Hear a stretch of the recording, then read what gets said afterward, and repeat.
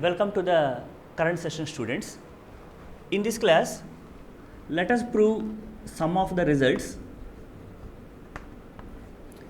based on the necessary and sufficient conditions and as well as linear dependence and linear independence.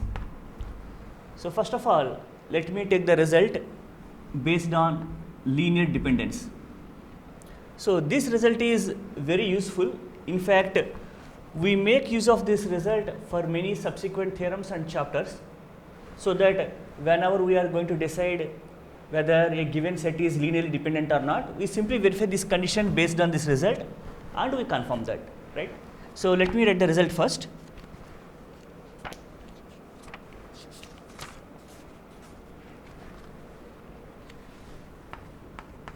If V of f is a vector space and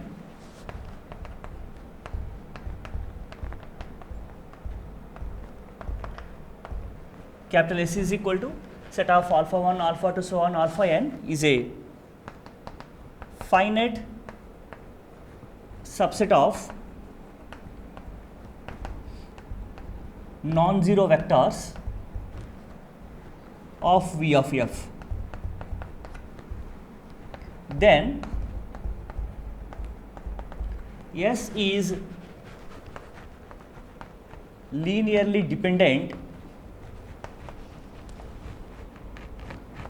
if and only if there exists some vector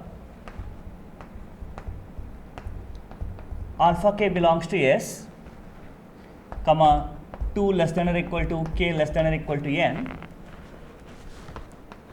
such that alpha k can be expressed as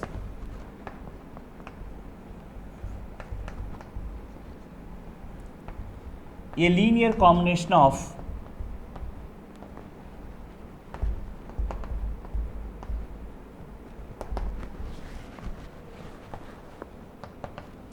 its preceding vectors.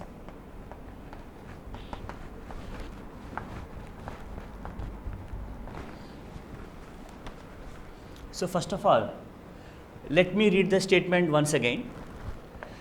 If V of f is a vector space and S is equal to set of alpha 1, alpha 2, so on alpha n is a finite subset of non-zero vectors of V of f, then S is linearly dependent if and only if there exists some vector alpha k belongs to S where the variation for k is from 2 to n, such that this alpha k can be expressed as a linear combination of its preceding vectors. So the underlined idea here is, whenever you take a vector space V of f and I took a subset here, say S is a subset here, and I got that the vectors in S are alpha 1, alpha 2, so on alpha n. My intention is to verify whether S is linearly dependent or linearly independent. So for this, what I am going to do, if I want to say that S is linearly dependent, then among all the vectors from alpha 1 to alpha n, there exists at least one vector. Say, let us take the name as alpha k. There is at least one vector alpha k that I can write it as a linear combination of preceding vectors. For example, you take that I have elements alpha 1, alpha 2, so on alpha 10. I have taken 10 vectors in S. For example, let us take that k is equal to 5. So alpha k is nothing but alpha 5. Now what happens? If the set is linearly dependent, then I am able to write alpha 5 as linear combination of preceding vectors. So how many preceding vectors are there? Alpha 1, alpha 2, alpha 3, alpha 4. So that I can write alpha 5 as a1 alpha 1 plus a2 alpha 2 plus a3 alpha 3 plus a4 alpha 4. So I am able to write alpha phi as a linear combination of the preceding vectors.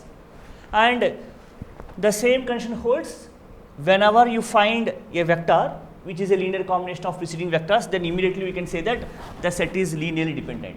So it is a if and only if condition. If the set is linearly dependent, then you can find one vector which is a linear combination of preceding vectors.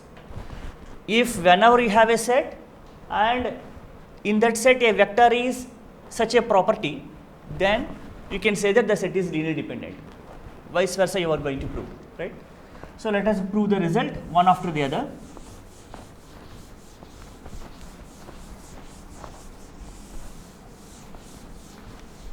So you know the definition of what is meant by linear dependence and independence, and some of the properties based on linear dependence and independence. So let me take the converse part first. Apart from straight away considering the main part, I am considering the converse part first. So in this, what I am assuming, I assume that there exists a vector alpha k belongs to S, where 2 less than or equal to k less than or equal to n, such that alpha k can be written as a linear combination of its preceding vectors. This is my assumption.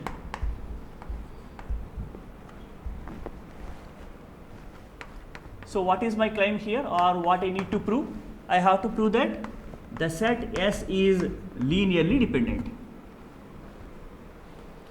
So first of all, as per our assumption, let us write the condition what is given there.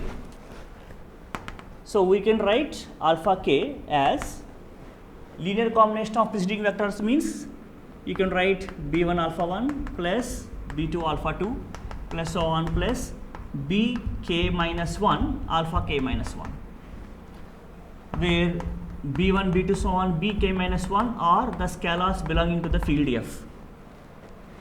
Again, how I have written this step? As per the given assumption, I can write alpha k as a linear combination of preceding vectors. So what are the preceding vectors for alpha k? Alpha 1, alpha 2, up to alpha k minus 1.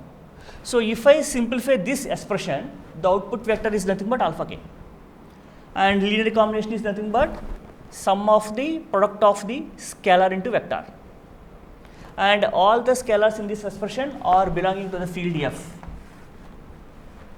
Now what happens? Let us take this here to the right hand side. Then you have b1 alpha 1 plus b2 alpha 2 plus so on plus b k minus 1 alpha k minus 1 plus minus 1 into alpha k is equal to 0 bar.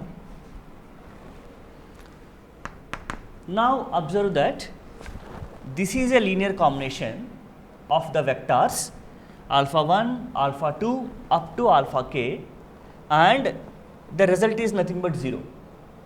And in this linear combination, we don't know about what values are taken for b1, b2 so on bk minus 1, but one thing is confirmed that here minus 1 is a non-zero scalar. So what we observe? We have observed two things. One, it is a linear combination of k vectors. Two, the output of the linear combination is 0. And one more thing we can say is this linear combination contains a non-zero scalar which is minus 1. Therefore, by definition, I confirm that the set alpha 1, alpha 2 up to alpha k is linearly dependent. So what is the definition of linear dependence? Whenever the linear combination is 0, and in that linear combination at least some scalars must be non-zero. Here, among the total k scalars, one scalar is non-zero, it is confirmed, even though we don't know about b1, b2 so on bk minus 1. At least one non-zero scalar is presented here. So hence we conclude that this set is LD. Therefore, we confirm that this set is a subset of the given set S, and we know that superset of a LD set is LD. So whenever you have a linear dependent set, if you take a bigger set than this, nothing but we call it as superset. This is subset and this is superset. The superset is also LD by known results. Therefore, we confirm that S is linearly dependent. So in this way, we have proved the converse part. So let us observe again what we have written. First, we have assumed the condition of the statement. Then, based on the statement, I have written the linear combination. Taking this vector to the right hand side, I will get a linear combination whose answer is 0. Hence, from definition, I say that these k vector set is linearly dependent. Since every superset of LD set is LD, so S is LD. This is the conclusion of the problem, right? So let us go with the main part now.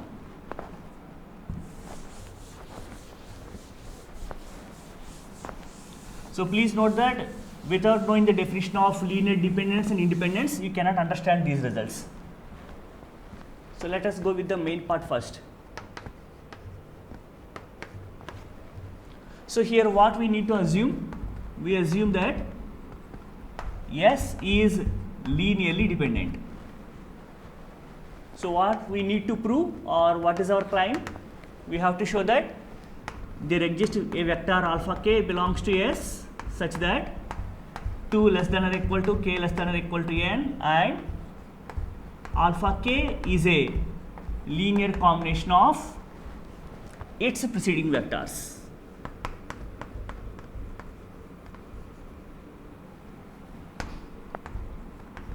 This we need to show. Now let us go with this. Again, since it is given that S is LD, let us write the definition of what is meant by linearly dependent set. Therefore, by definition, there exist scalars A1, A2, so on An belongs to F such that A1 alpha 1 plus A2 alpha 2 plus so on plus An alpha n is equal to 0, and Ai are not all 0.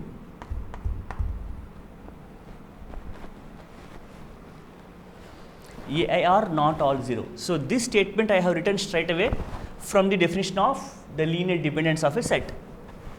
Okay. Now the question comes that since S contains n vectors, I have taken n scalars here. In these n scalars, I don't know how many are 0 and how many of them are non-zero. So let us fix that. Since you can write many linear combinations, let us fix that k is the smallest index such that Ak is not equal to 0 for the scalars.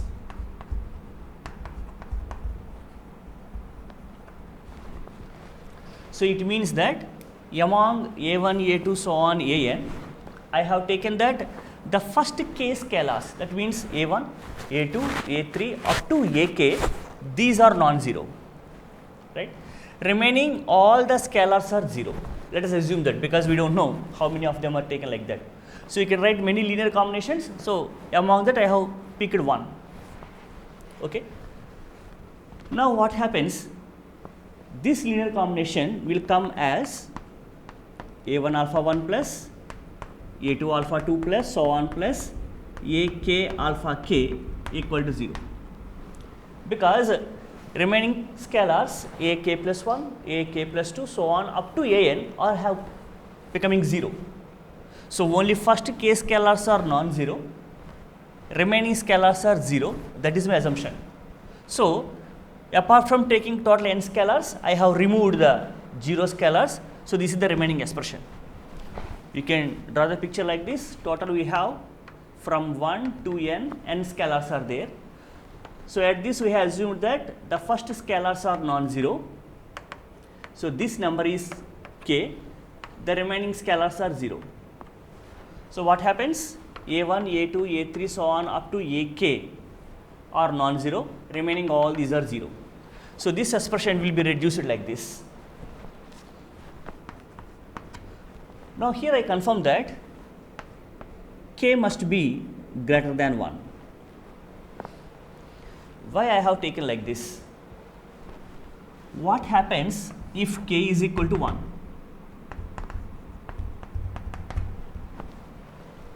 Again, k stands for what?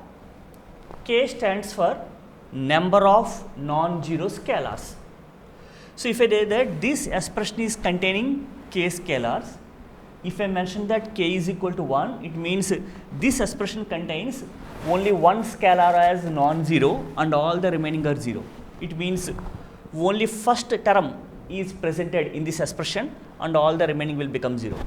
So this will become as a1 alpha 1 equal to 0. So here you need to understand that a1 is a non-zero one and alpha 1 is a vector whose result is 0. So if you want to get output as 0, either a1 equal to 0 should happen or alpha 1 equal to 0 should happen. Since it is not possible, we can say that alpha 1 is equal to 0, because the product of two values is 0 means definitely one value should become 0. Either the number taken by you is to be 0 or the vector taken by you must be equal to 0. As per our assumption here, if you say k is equal to 1, the first scalar is non-zero, because total k scalars, k is equal to 1 means only one scalar is presented which is non-zero. So since a1 is non-zero, the only chance is alpha 1 must be equal to 0. So here you will get a contradiction. Why it is a contradiction? Because in the theorem or result, it is given that S is a set having n vectors and all the vectors in S are non-zero. So if the vector is non-zero and the scalar is non-zero, how the output will be 0? So this is a contradiction. So definitely k must be greater than 1. So if you take k is equal to 1, you will get a contradiction. So k must be greater than 1. So what you can say, immediately you can confirm that 2 less than or equal to k less than or equal to n. Because initially I have taken total n scalars. I assumed that first k scalars are non-zero and I proved that k must be greater than 1. Hence the chance for k is lying between starting value for k is 2 and the last value for k is n. So here we have proved one part. Now from the client, we have to show that alpha k is a linear combination of its preceding vectors. That we need to show. So let us go for this one.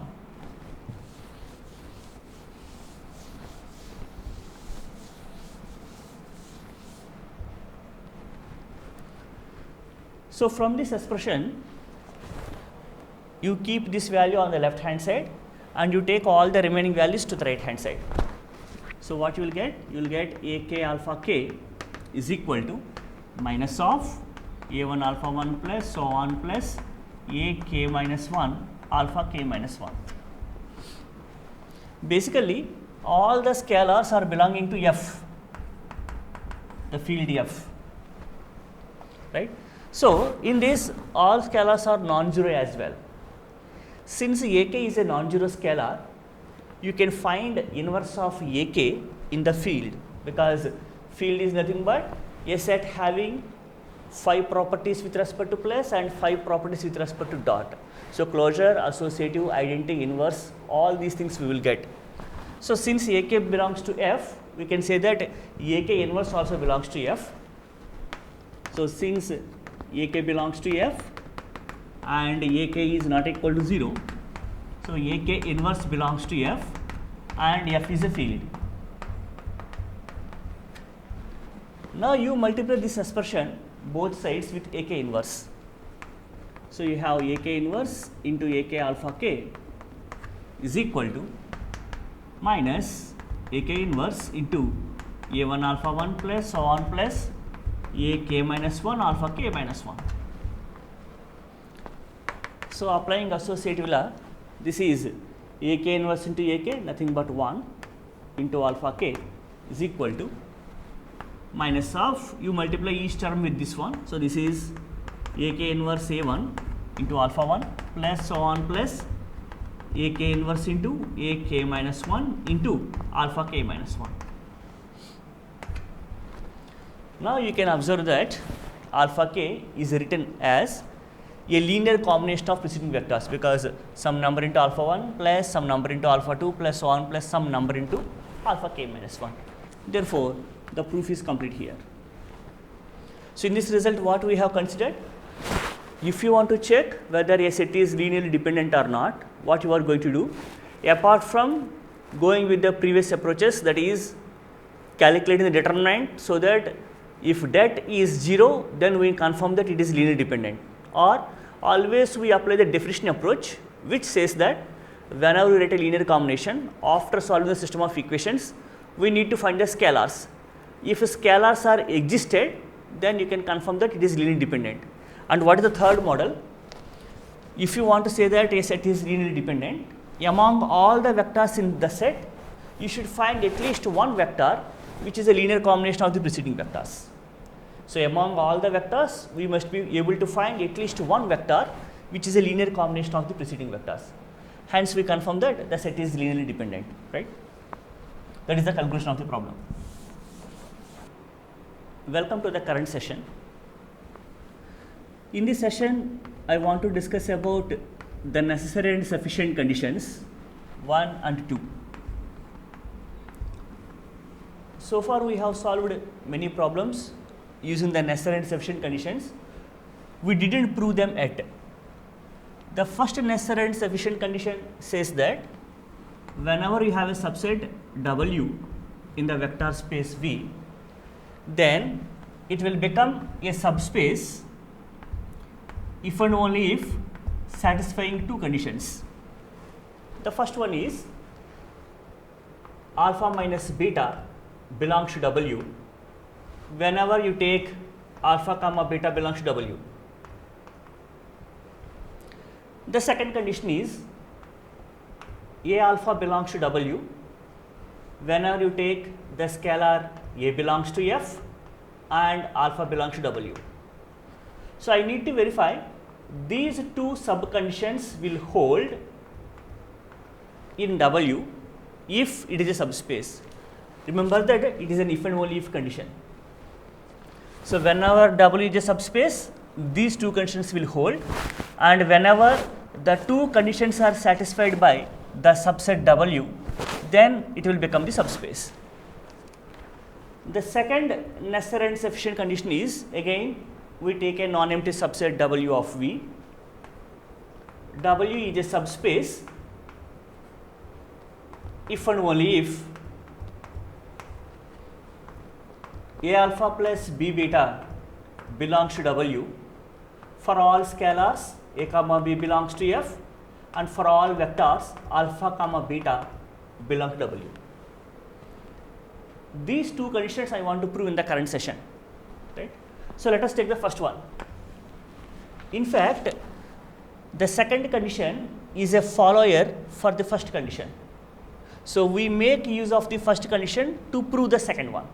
So this is the main condition when compared to the second. But while solving the problems or theorems or others, we make use of the second condition, right? So let us go with the first one. So condition 1, I start with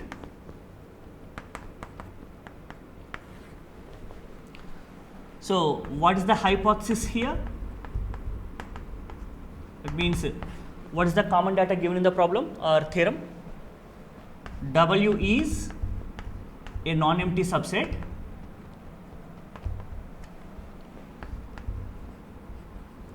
of the vector space, say V of F.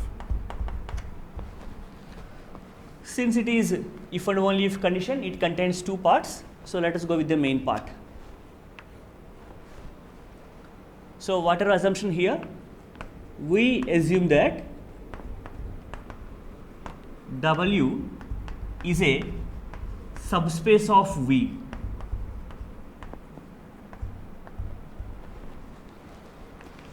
Now coming to that, what is meant by subspace?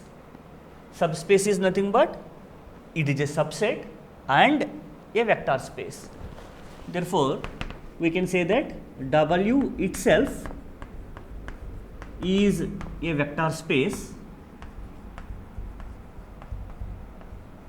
over F. Again, what is meant by a vector space?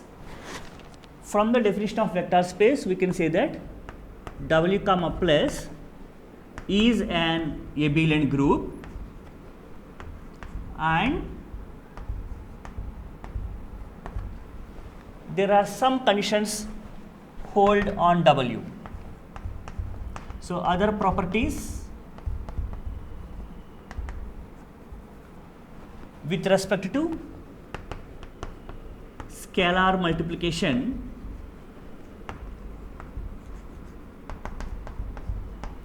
hold on W. So this is the basic data I have taken from the given common hypothesis. So W is a non-empty subset for the vector space V. I am going to prove the main part. In main part, what is my assumption? I assumed that W is a subspace of V. Now I have written the definition of subspace. What is meant by subspace? It is a vector space itself over the same field F. Again, what is meant by a vector space? So from the definition of vector space, we can say W comma plus is an abelian group and other properties will hold on W with respect to the scalar multiplication dot, right? Now we prove the two conditions here. So let us take alpha comma beta belongs to W. So immediately we can say that minus beta belongs to W. Why? Because since beta belongs to W, W comma plus is an abelian group. It has 5 properties: closure, associative, identity, inverse and commutative. So as per inverse property, whenever you take a vector, automatically its inverse also belongs to the set. Since we are talking about the operation place, whenever you take an element with respect to place, what is the inverse? It is nothing but minus of the element. So minus beta belongs to W. It is based on inverse law. Now you have 2 elements in W. What are they? One element is alpha, another element is minus beta. So since alpha and minus beta belongs to W, by closure law, so what is meant by closure law? Whenever you have 2 elements, we simply add them. So alpha plus minus beta belongs to W. So which is nothing but alpha minus beta belongs to W. Therefore, first condition holds good in W. And there is no need to prove the second condition, that is A alpha belongs to W, because in the other properties which include scalar multiplication. So by default, A alpha belongs to W also. Hence, by assuming that W is a subspace, I have proved that the 2 conditions will hold in W. So this is the proof of the first part. So take a note of this. Then I continue with the converse part.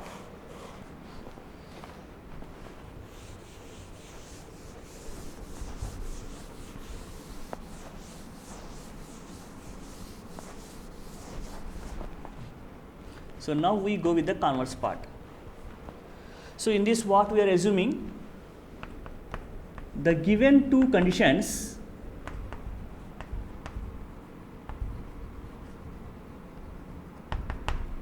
hold in W.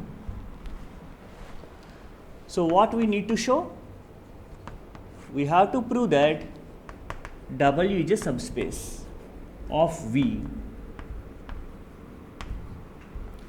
In other words, we have to show that W is a vector space of V.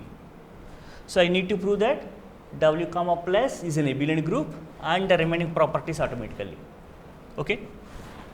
Let us prove this one first of all. So let us take that alpha belongs to W. Why? Because in the hypothesis it is given that W is a non-empty subset. So definitely it must have one element here. So because W is a non-empty set, I have taken alpha belongs to W. What is the first condition here? Whenever you take two vectors, the difference of the two vectors will belong to W. So I take beta also alpha, so alpha minus alpha belongs to W. This is because of condition 1. So what is alpha minus alpha? This is 0. So 0 bar belongs to W. And what is 0 here? Which is nothing but additive identity, because 0 vector is additive identity. Again, I want to make use of the first condition. So since 0 belongs to W and alpha belongs to W, by first condition, so what I can say, 0 minus alpha belongs to W, that is minus alpha belongs to W. So whenever there is an element alpha belongs to W, then minus alpha also belongs to W. So we confirm that W has inverse property.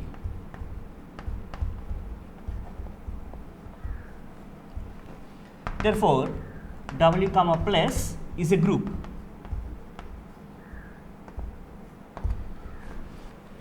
And here abelian property automatically holds in W.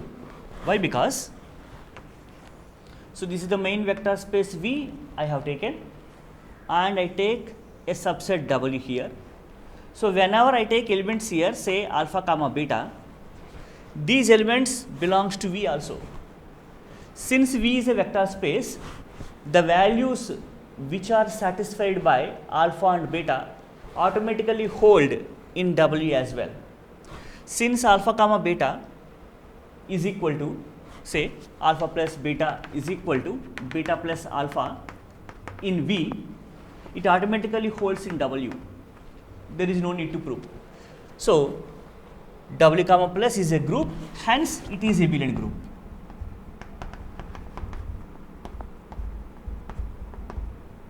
It is abelian also.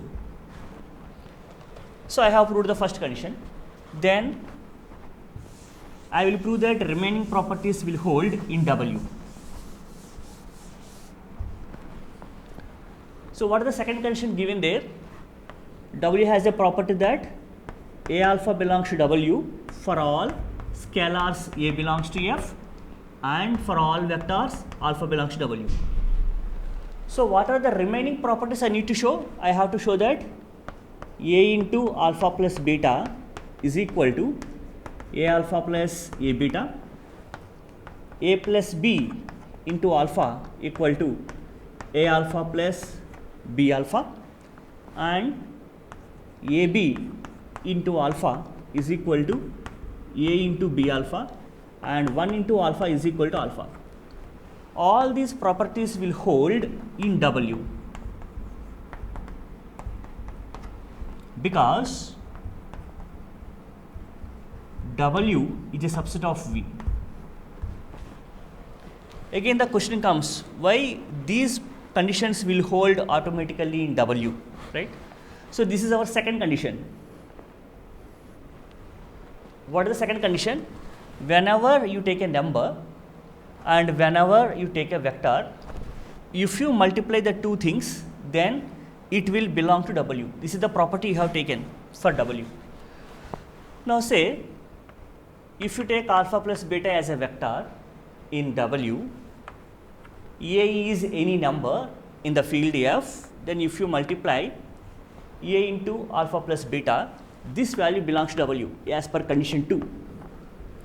And immediately I confirm that this equal to this. Why? Because basically again all the elements belongs to V, the vector space. If I mention that A into alpha plus beta belongs to W, so by default it is a member in V. Since V is a vector space, in the vector space this property will hold. Hence automatically we confirm that the same property will hold in W. So we don't prove these remaining 4 properties, and we confirm that these will hold automatically in W because W is a subset of V.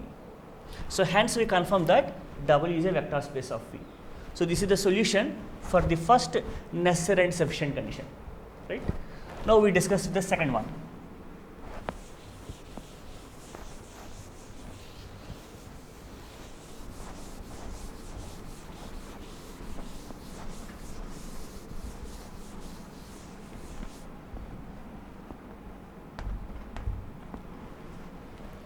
So we prove the condition number 2,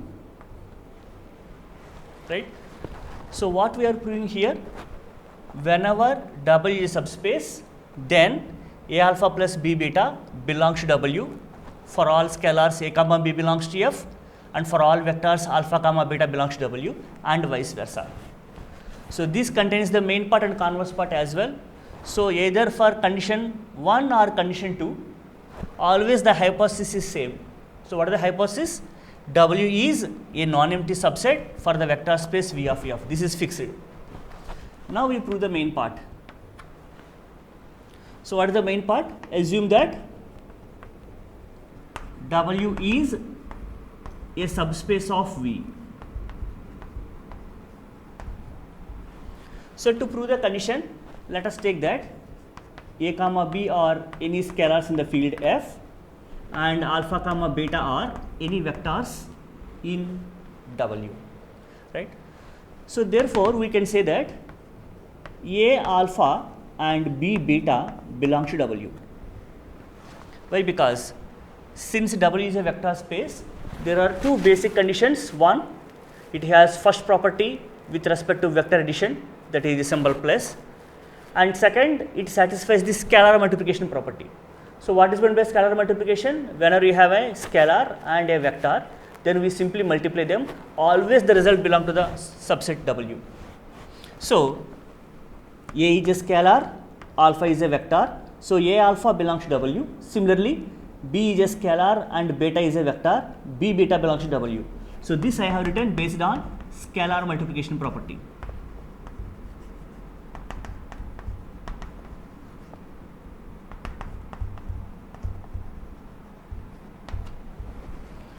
Therefore, immediately I confirm that A alpha plus B beta belongs to W. This is because of closure law.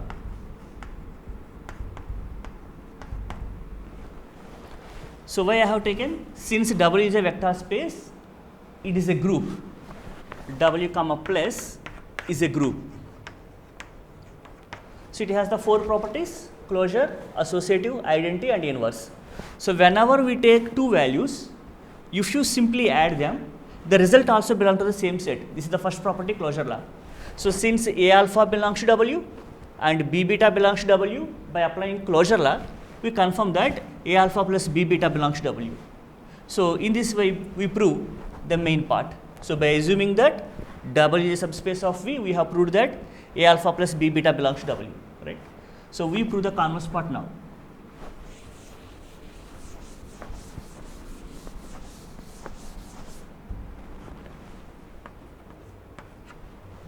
So in converse part, what is our supposition?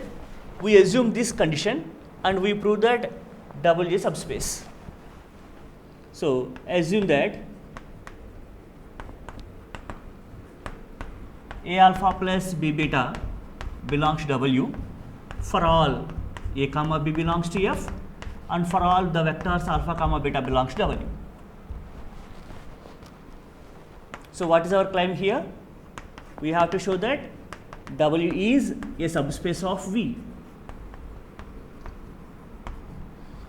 So apart from proving all the 9 conditions for a vector space, we make use of the previous condition. So we make use of necessary and sufficient condition 1. So what is that? If I prove that these two properties will hold in W, then W will become a subspace, right? So let us prove this. So you take alpha comma beta belongs to W. So what is our assumption here? We have a special property that you can take any two scalars A and B, and you can take any two vectors alpha and beta in W, then A alpha plus B beta belongs to W. This is our property for W. in this condition. So you take that A is equal to 1 and B is equal to minus 1 belongs to F. Then applying this condition, you have 1 into alpha plus minus 1 into beta belongs to W. So we confirm that this implies alpha minus beta belongs to W. Again we have to prove the second condition. So you take A is equal to A itself and the second scalar B as 0. Applying the same condition here, A into alpha plus 0 into beta belongs to W. So which is nothing but A alpha belongs to W. Therefore, I have proved condition 1 and condition 2. Hence, by necessary and sufficient condition, previous theorem, we confirm that W is a subspace of V.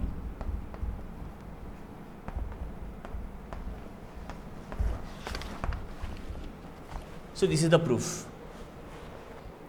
Welcome students. In this session, I want to discuss the properties of linear span and properties of linear dependence and linear independence. However, while solving some problems and discussing some results, we have already used these properties, but we didn't analyze really they happen or not. So we go for detailed discussion over about the properties of linear span and the properties of linear dependence and linear independence. So let me go with the first, properties of linear span.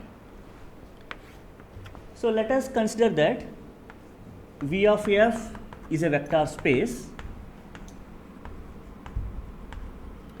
and you take S is a subset of V.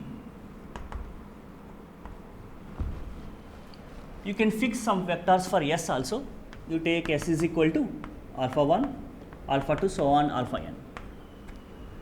This we already discussed that linear span of S is defined by set of all linear combinations used or applicable for the set S. It means using alpha 1, alpha 2, so on alpha n, whatever the combination we write, that will come under L of S. And L of S is also a subspace of V. This part we already discussed earlier. Now, with regard to linear span, there are two properties which are important for us. There are a lot more properties, we discuss only two here. First one is, whenever you take two subsets, say S and T, if S is a subset of T, then L of S is a subset of L of T. This is the first property. And second one, L of S union T is equal to L of S plus L of T. So first of all, before going to discuss with the proofs for them, again we discuss the definition one more time. Again understand what is meant by L of S. It is a set of all combinations we will take from alpha 1 to so on alpha n. Let us take one small example which gives the idea for the entire set. Say for example, S is equal to say alpha beta gamma. This is my set. If I want to write L of S, what it is, I will consider a combination using the three vectors A alpha plus B beta plus C gamma. What are ABC here? ABC are nothing but simply numbers taken from the field F. So I can give different possibilities for ABC. So if I fix that, A is equal to 1, B is equal to 0 and C is equal to 0, then from this what happens? This is 1 into alpha plus 0 into beta plus 0 into gamma. So this is nothing but alpha. So alpha belongs to L of S. Similarly, by weighing 1, 0, 0 variation, you can say that beta belongs to L of S and gamma belongs to L of S. Not only this, if you take A is equal to 1 and B is equal to 1 and C is equal to 0 in this, you can say alpha plus beta belongs to L of S. So if you take A is equal to 1 and B is equal to minus 2, you can say that alpha minus 2 beta belongs to L of S. So the overall idea here is, by giving different values for the scalars A, B, C here, you will get all possible results which will belong to L of S. The outline here is, using alpha, beta, gamma, whatever the possible combination you can obtain and the possible result you obtain from this expression, all these values will belong to L of S. Similarly, if you take S is having n vectors, say alpha 1, alpha 2, so on alpha n, then L of S means using the expression of a1 alpha 1 plus so on plus a n alpha n, whatever the possible outcome you will get by varying or by giving different numbers from a1, a2, so on a n, all these results will come under L of S. So that we need to understand before going to prove these results. So at the outset, we simply remember one thing, that whenever you write a linear combination using alpha 1, so on alpha n, that will come under L of S. That we need to remember, right?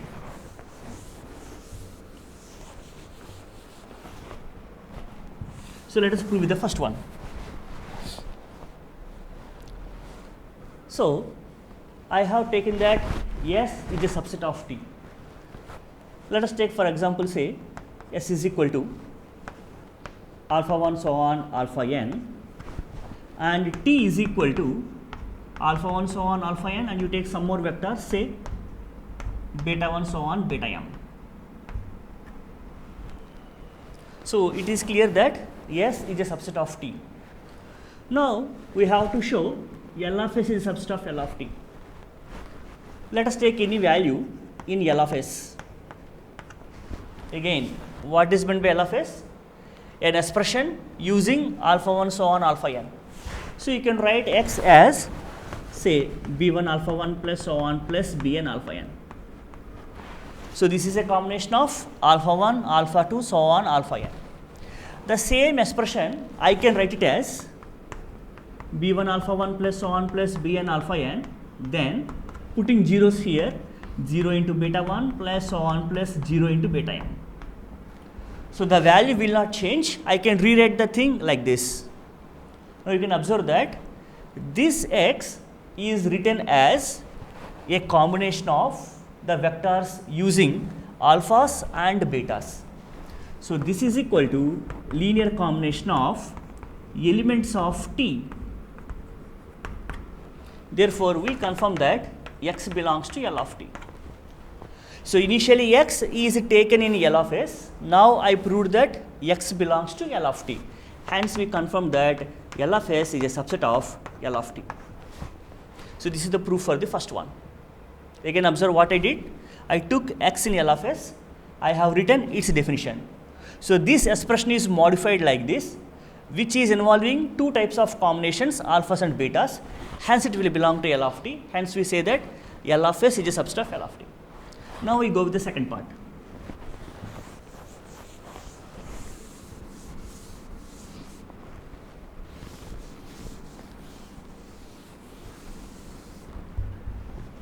Right. So what is the second part here? We are going to show that L of S union T is equal to L of S plus L of T. Again, we need to understand the technical terms here. So what is L of S union T and what is L of S plus L of T? So please understand that L of S is a subspace. Just now we discussed it. And L of T is also a subspace. So what is meant by L of S plus L of T? It is nothing but sum of two subspaces.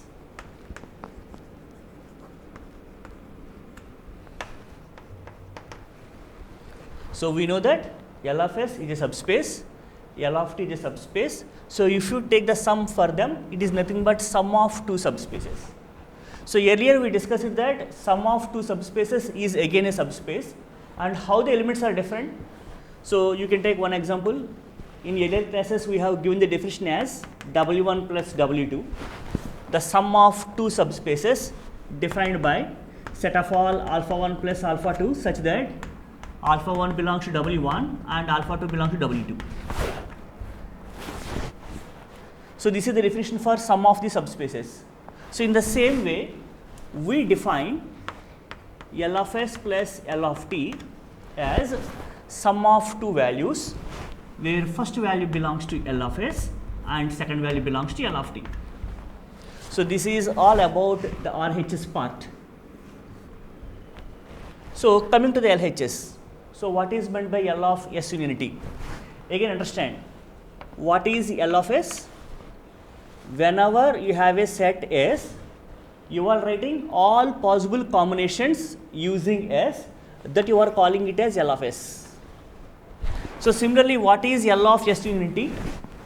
S union t is a set. If you write L of s union t, you are considering all possible combinations using the elements of s union t. So if you take that S is equal to alpha 1 so on alpha n, and let us take t is equal to some other name, say t is equal to beta 1 so on beta m. Then what is s union t here? So s union t is nothing but alpha 1 alpha 2 so on alpha n, beta 1 beta 2 so on beta m. This is my s union t. So if I write L of s union t, all combinations using alphas and betas, I am considering this. So this is about LHS. So now what we are going to prove? We have to show LHS is equal to RHS. So LHS basically is a set, RHS is also a set. Suppose you have two sets A and B. How do we prove that A is equal to B? So we have to show that A is a subset of B and B is a subset of A. So if you prove like this, then only A is equal to B will happen. So similarly, if you want to show LHS is equal to RHS, we have to prove that this is a subset of RHS and this is a subset of LHS, that we need to show, right? So we go with this one.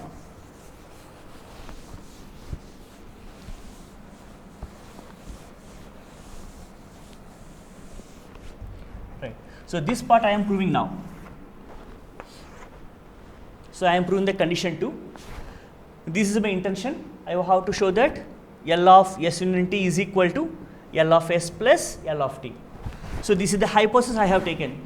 S is a set having n vectors, alpha 1, alpha 2, so on, alpha n. T is a set having m vectors, beta 1, beta 2, so on, beta m. And what is s union t? It is nothing but taking the two vectors together. So it is taking total m plus n vectors here, right? Now, first of all, let us take x belongs to L of s union t. Now I read the definition here. So implies I can write x is equal to C1 alpha 1, or you can take one more step, a linear combination of elements of s union t. So what does it mean? It is a linear combination of alphas and betas, because s union t is containing alphas and betas. So you have to write the linear combination of alphas and betas. So you can write x as some C1 alpha 1 plus so on plus Cn alpha n plus some D1 beta 1 plus so on plus Dm beta m, where all the scalars Ci belongs to F, all the scalars Di belongs to F, Dj belongs to F. So 1 less than or equal to I less than or equal to n, 1 less than or equal to j less than or equal to m. This is equal to. So this expression I call it as, you take this entire thing as say y1, or you can say simply y, and you take this entire thing as z. So this is equal to y plus z, where y is equal to C1 alpha 1 plus so on plus Cn alpha n, and z is equal to D1 beta 1 plus so on plus Dm beta m. Now you can observe that y is a linear combination of alphas. So this value belongs to L of s, and z is a linear combination of betas. So this value belongs to L of t. So I have written x as sum of two values, where first value belongs to L of s and second value belongs to L of t. Hence I confirm that this belongs to L of s plus L of t.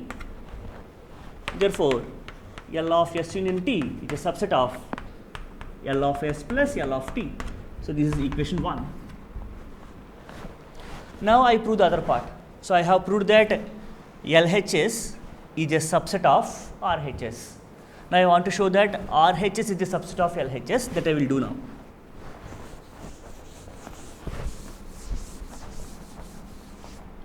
Right.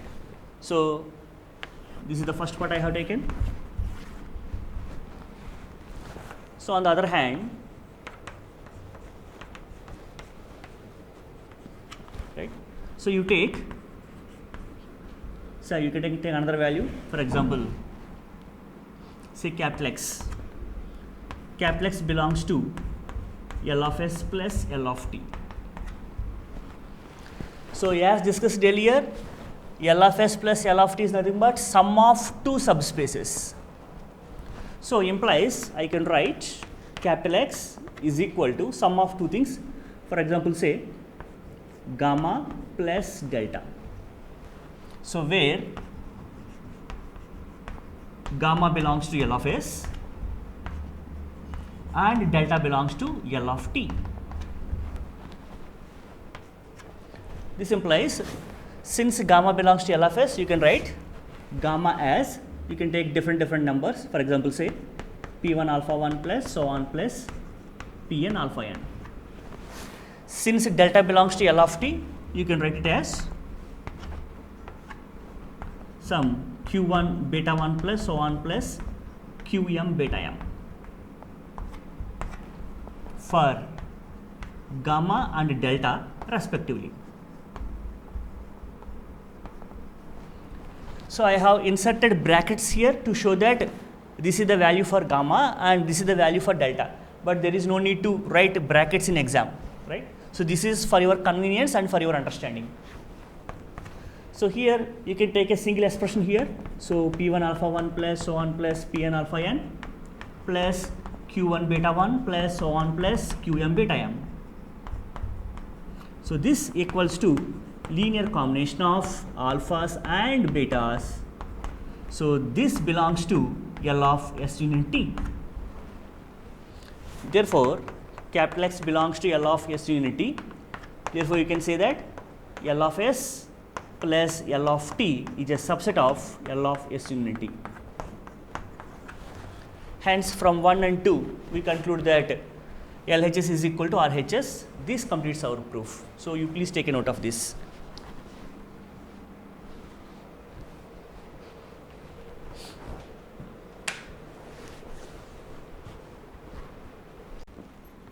Welcome back. Now we discuss the properties of linear dependent and linear independent sets. So let me write the properties first. First one is every superset of LD set is LD. That means linear dependent set is linear dependent. Second, every subset of linearly independent set is linearly independent. And third, a set having at least one zero vector is linearly dependent. And a fourth one, a singleton set with non-zero vector is linearly independent. So these are the four important properties that we take on linear dependence and independence, right? So let me take the first one. So what is meant by superset? if you take that A is a set, if you set which is bigger than A, so this we call it as superset. So what we are going to prove here, if you assume that A is LD, then superset is also LD. This we have to discuss or we have to prove actually, right? Let us take this one. For example, say A is equal to alpha 1, alpha 2, so on, alpha n. And let us take a superset for A. Say A is a subset of B, where B is equal to alpha 1, alpha 2, so on, alpha n, and you take some more vectors, say beta 1, so on, or you can take gammas, gamma 1, so on, gamma n. So obviously it is clear that A is a subset of B, hence A is a superset of B, it is clear. Now we know that A is LD, we have to show that B is also LD, right? So how you are going to prove? First of all, let us write the definition of A for here, right? So every linear combination using elements of A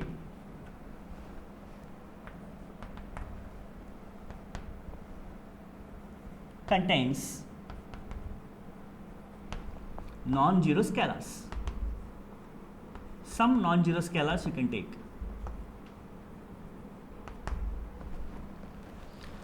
So from this you can immediately say that you can write a linear combination A1 alpha 1 plus so on plus An alpha n, right, equal to 0 bar, and some Ai's are non-zero. So this I have written totally from the definition of A is linearly dependent. So again this thing can be written as A1 alpha 1 plus so on plus An alpha n plus 0 into gamma 1 plus so on plus 0 into gamma m is equal to 0 bar. Because by adding zeros, this expression will not change. There is no effect on this expression. So now definitely we can say that some A's are non-zero. So here you can observe that this is a linear combination involving the vectors alphas and gammas. Even though the scalars are 0 here, in this part some scalars are non-zero. Some non-zero scalars are present here. So hence we confirm that this set is LD. Again understand the definition of LD. So how do we say that a set is linearly dependent? Whenever you write a linear combination and the output is 0, then in that linear combination at least some scalars must be non-zero, that is fixed. So here it is linear combination of alphas and gammas, which are nothing but elements of B. In this we know that definitely some A's are non-zero, hence we confirm that B is LD. Therefore every superset of LD set is LD, that we can take.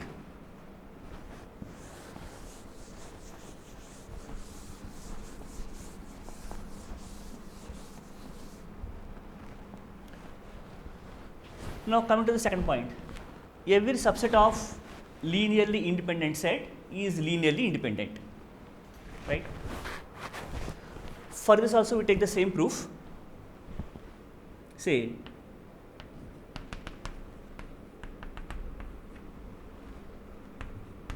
alpha n is a linearly independent set. So you take a subset, say x is equal to alpha 1, alpha 2, so on alpha k, where k is strictly less than n. Now let us write a linear combination using this. You consider b1 alpha 1 plus so on plus bn alpha n equal to 0 bar, right? Now we have to prove that if all the scalars in this expression are 0, then this set becomes linearly independent. Since I have taken k as the suffix here, I will take k here. So b1 alpha 1 plus so on plus bk alpha k. This is also k, because I have taken k vectors separately as a set x. So if in this combination all the scalars have become 0, then immediately I can say that this set is linearly independent. So hence every subset of linearly independent set will become linearly independent. So this again written as b1 alpha 1 plus so on plus bk alpha k, and strictly I write the remaining 0 into alpha k plus 1 plus 0 into alpha k plus 2 plus so on plus 0 into alpha n. So for the remaining elements of A, I simply added 0. Now you can observe that it is a linear combination of alpha 1 alpha 2 so on alpha n. Since this is linearly independent, whenever the combination is 0, all scalars must be equal to 0. Therefore, all b values must be equal to 0. Therefore, the set X is linearly independent. So whenever you prove that all scalars are becoming 0, it by default implies that it is linearly independent. Right? Now we go with the third property.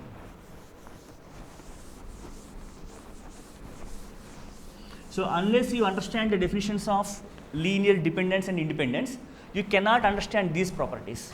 Right? So let us go to the third one. A set having at least one 0 vector is LD. Right? Suppose let us take a set capital X is equal to, say, 1 0 vector is presented, or you can take, say, beta 1, beta 2, so on, beta m is a set. For example, you take that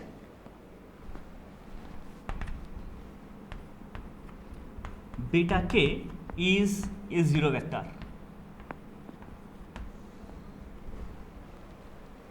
Right? Now we have to prove that X is LD. This is our claim. So let me give the definition one more time to get an idea what is meant by linear dependence and independence. Then only you can understand well.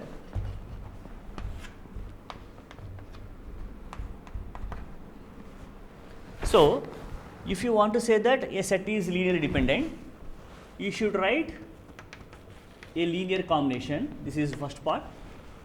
Second, linear combination is equal to 0 bar. It must be there.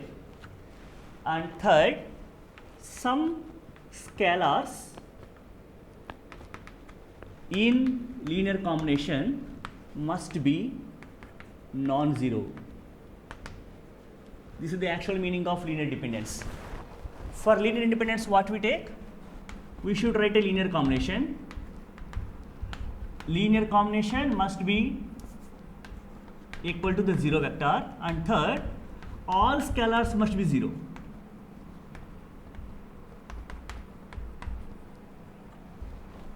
In other words, must become 0, say.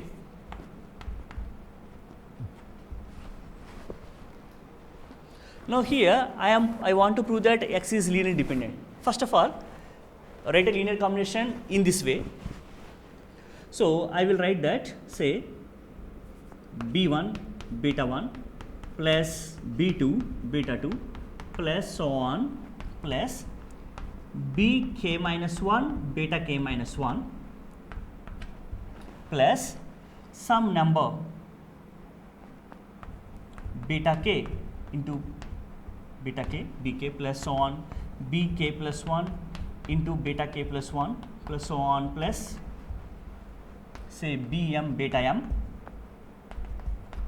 is equal to 0 bar. So I have written a linear combination, and linear combination must be equal to 0. This is also satisfied. If I am able to say that among these scalars I can have some non-zero scalars and the output remains as it is, the output is 0 always, am I able to say like that or not?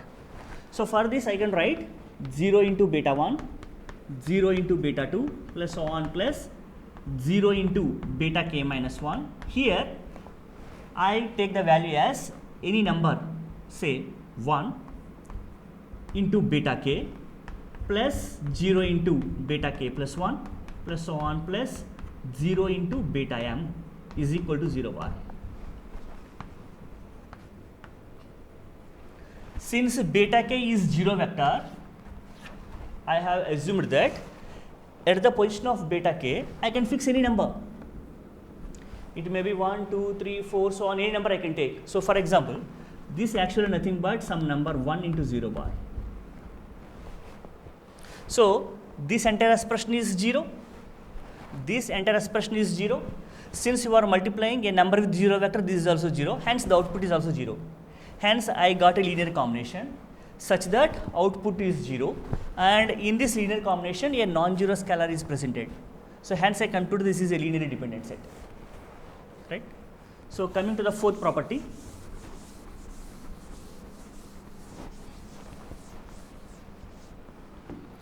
A singleton set with non-zero vector is linearly independent. So for example, say x is equal to a single vector alpha and alpha is a non-zero vector. Let us take this one. So we have to prove that it is linearly independent. So what is the definition? You should have a linear combination. It must be equal to 0 and all scalars must be 0. This is the property for linear independence. So write a linear combination that say A alpha and say this is equal to 0. Now observe that whenever you say that A alpha is 0, then definitely either A must be 0 or alpha must be 0.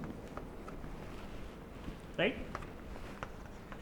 As you take that, alpha is a non-zero vector because it is a singleton set and a non-zero vector having that. So since alpha is non-zero, which gives that A is equal to 0. Now observe that you have a linear combination is 0 and the scalars must become 0. So scalar has become 0.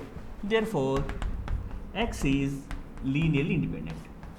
So this is the conclusion of the thing. So please take a note of the 4 properties. However, with regard to exam point of view, we don't pay much attention towards their proofs, but the statements are more important. While solving many other properties, results and problems, we are going to make use of the 4 conditions, right? Thank you very much.